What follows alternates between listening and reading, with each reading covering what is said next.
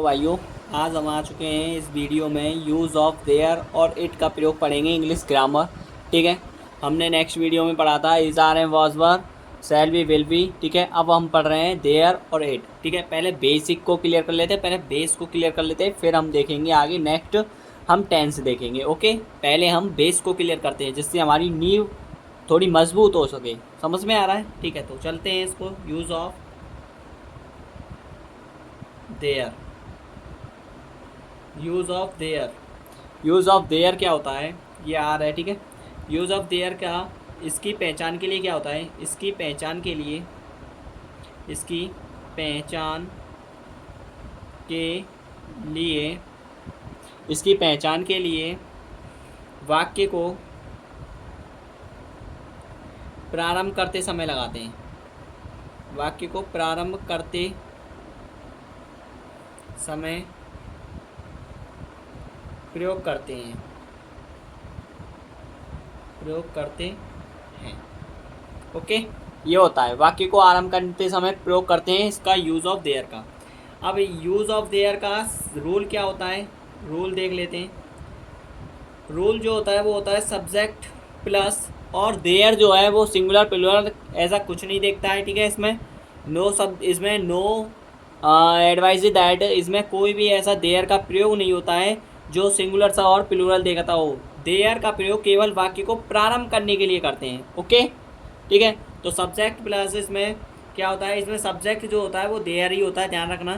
ठीक है, subject plus helping verb, helping verb मैं आपके लिए इज, आर, एम, ठीक है, was, were, shall be, will B, कुछ भी आ सकता है।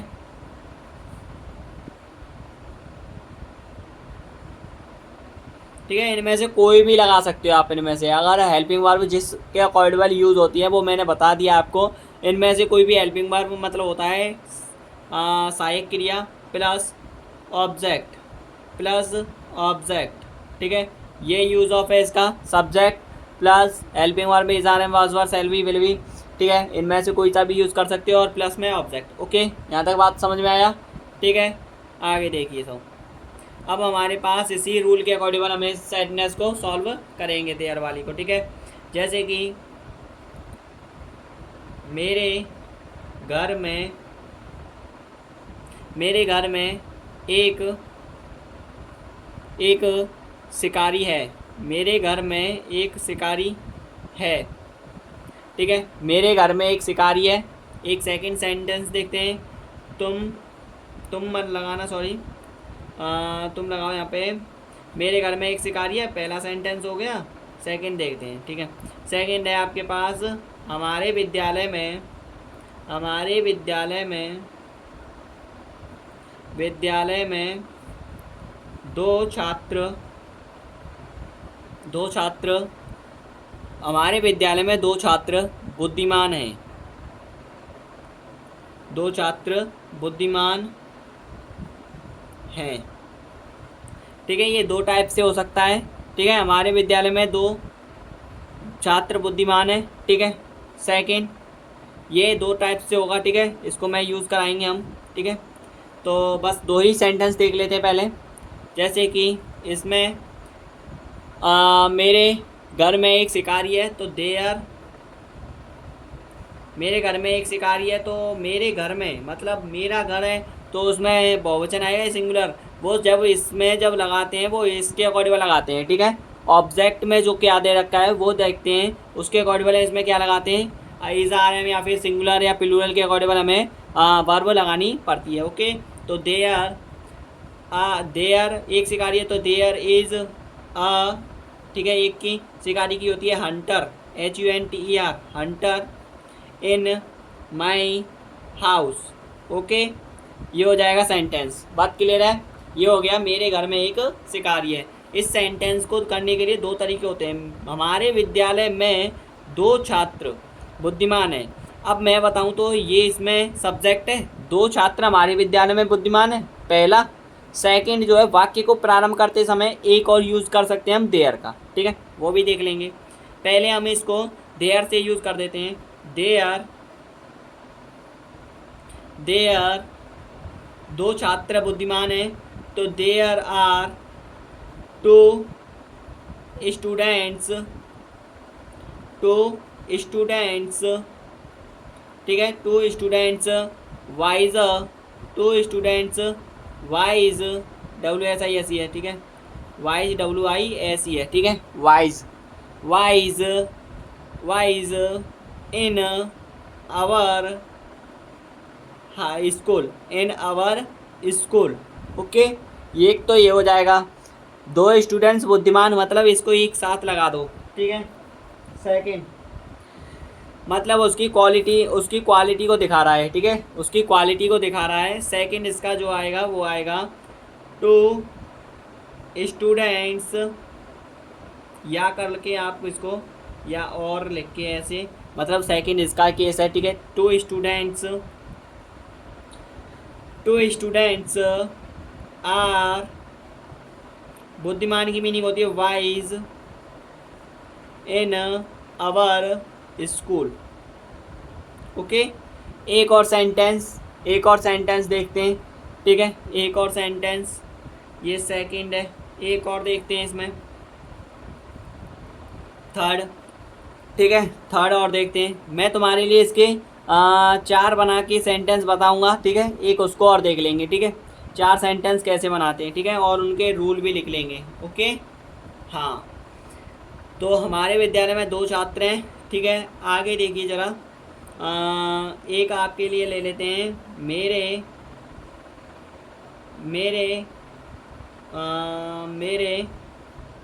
घर पर 2 मोर हैं, 2 मोर हैं, मेरे घर पर 2 मोर हैं। ओके, ठीक है, तो चलो करते हैं इसको। देयर, क्या आएगा फिर, देयर आएगा वाक्य को प्रारंभ करते समय, क्योंकि मेरे घर पर, ठीक है, 2 मोर हैं, तो 2 मोर के अकॉर्डिंग लगाएंगे इसमें। मैंने बताया था कि ऑब्जेक्ट के अकॉर्डिंग लगाते हैं क्या, वर्ब, तो 2 मोर हैं, तो there are 2 peacocks, PEACOCKS, peacocks, ES लगा दीजिए, ठीक है, पिकॉक्स ऑन माई हाउस, मेरे घर में नहीं है, मेरे घर पर, मतलब छत पर है, वो कहाँ पर है, छत पर, ठीक है, तो ऑन माई हाउस, बात क्लियर है, ठीक है। अब इसी के मैं क्या करके दिखाता हूँ आपको, सेंटेंस बना के दिखाता हूँ 4। ओके, डन ऑफ हो जाएगा, ठीक से। तो हमारे पास देयर आर, यहाँ पे मेरे घर पर 2 मोर नहीं है, तो इसीलिए नॉट 2 पिकॉक्स, PEACOCKES आएगा, ऑन माई हाउस, HOUSE, बात क्लियर है, ठीक है। देखिए आगे, आर देयर, थर्ड बना रहा हूँ, ये ये अफर्मेटिव सेंटेंस है, ये आपका है नेगेटिव सेंटेंस है, ये इंटरोगेटिव सेंटेंस है। Are there 2 peacocks, are there peacocks on my house, ठीक है, और पीछे इंटरोगेशन मार्क जरूर लगाना है, ठीक है, ध्यान से। Are there not 2 peacocks, PEACOCKES, peacocks, are there not 2 peacocks on my house, ठीक है। ये आपके सेंटेंस क्लियर हो गए, फोर्थ, ठीक है। आपके लिए इसमें क्या है वो रूल मैं अभी लिखा दे रहा हूँ, ठीक है, इसके ही रूल, ठीक है। अभी फर्स्ट मैंने आपका रूल लिखा दिया, सेकंड रूल इसमें नीचे पुट कर दे रहा हूँ, और 2 रूल आगे लिखा देंगे, ठीक है। तो चलिए एक और रूल लिख लेते हैं यहाँ पे। आपके लिए एक सेंटेंस मैं करने के लिए दे रहा हूँ, आप मुझे कमेंट के माध्यम से बताना, ठीक है, क्या आप सीख रहे हैं या नहीं। मैं कुछ एक सेंटेंस आपके लिए दे रहा हूँ, ठीक है, ज़रा ध्यान से करना है उसको, ठीक है, हाँ, ध्यान से ही करना है ब्रो, ठीक है। तो चलिए देखते हैं क्या कर सकते हो आप उस सेंटेंस को। हमारे विद्यालय में तीन हमारे विद्यालय में तीन अध्यापक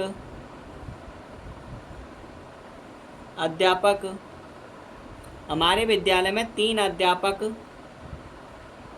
थे। हमारे विद्यालय में तीन अध्यापक थे। ठीक है, यह आपके लिए घर के लिए है।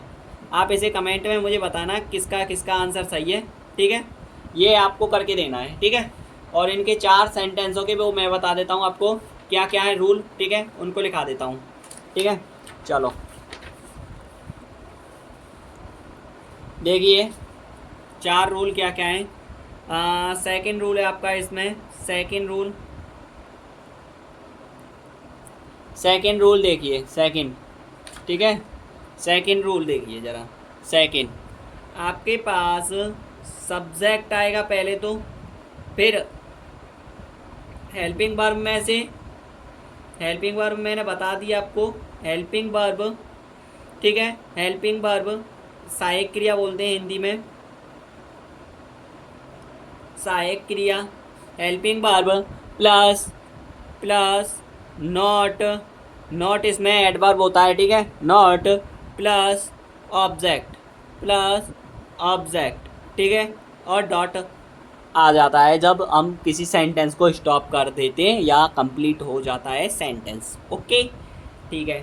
थर्ड आता है आपके पास, थर्ड देखिए ज़रा, इसका थर्ड रूल क्या होता है।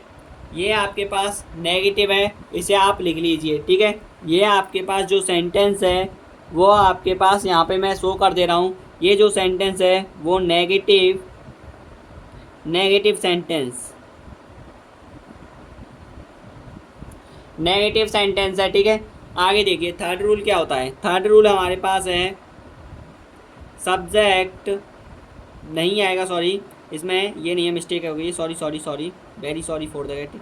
ठीक है, सबसे पहले आता है इसमें हेल्पिंग वर्ब में से कोई भी। ठीक है, और प्लस सब्जेक्ट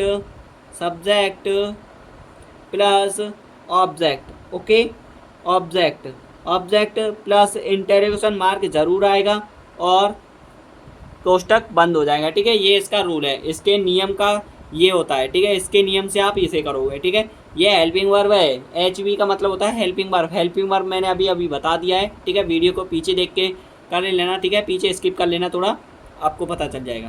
थर्ड केस हो गया। फोर्थ केस देखिए, फोर्थ रूल मतलब चौथा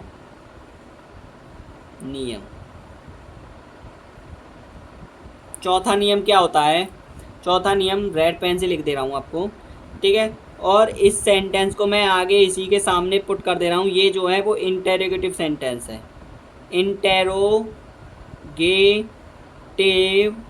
सेंटेंस, और इंग्लिश में बोलते हैं। ठीक है, हिंदी में देखिए प्रश्नवाचक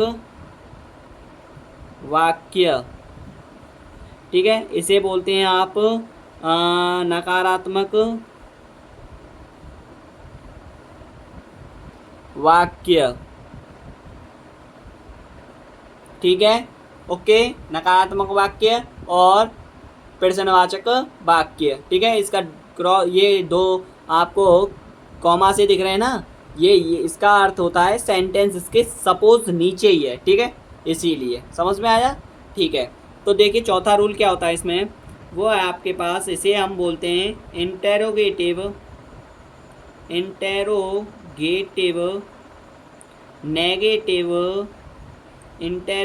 नेगेटिव सेंटेंस इसे बोलते हैं। ठीक है, अब इसे अब लिखेंगे तो वो लिखेंगे हम प्रश्नवाचक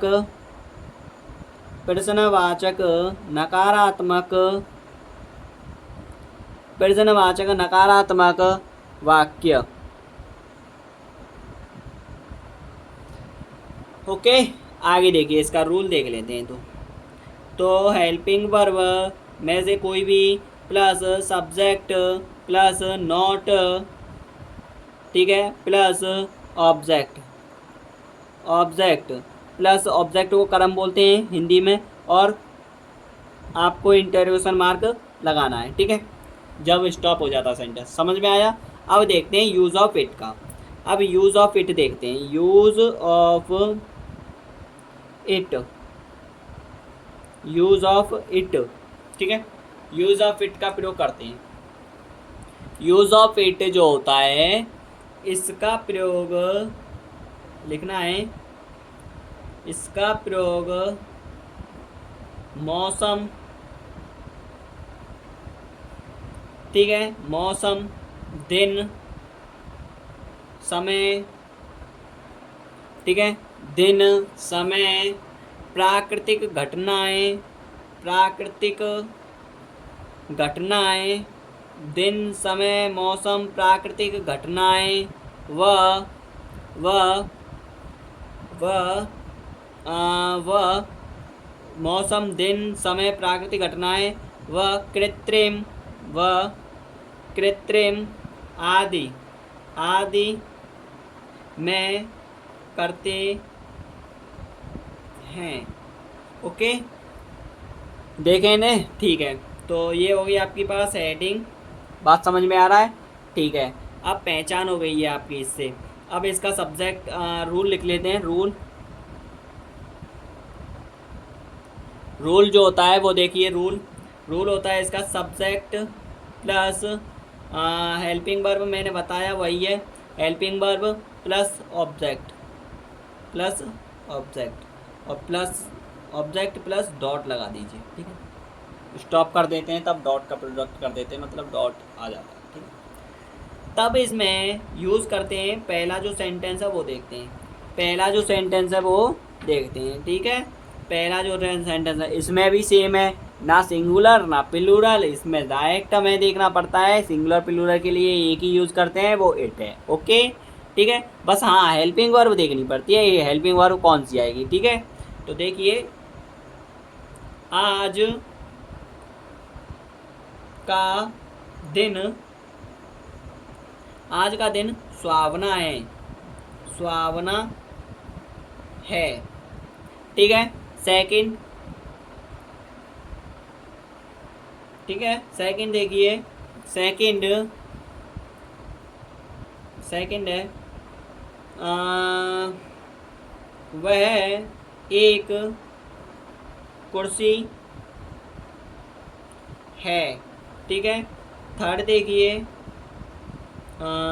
थोड़ा स्पेस छोड़िए। थर्ड देखिए, थर्ड,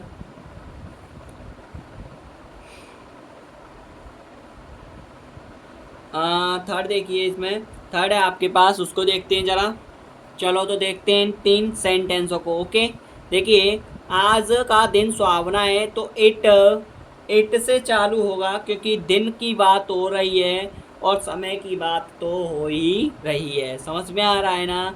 तो इट इज़, सुहावना है तो एक वचन ही है, ठीक है। सुहावना मतलब आज का दिन एक ही तो होगा, ठीक है। It is the pleasant, pleasant, it is the pleasant, it is the pleasant day